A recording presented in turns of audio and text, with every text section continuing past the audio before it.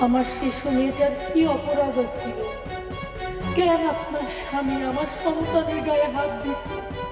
আপনার স্বামী আমার ছোট্ট মেয়েটার ইজ্জত নষ্ট করছে। এর বিচার আমি কার কাছে দিব? কি করবো এর বিচার? তাই আমি নিজের হাতে তার শাস্তি দিলাম।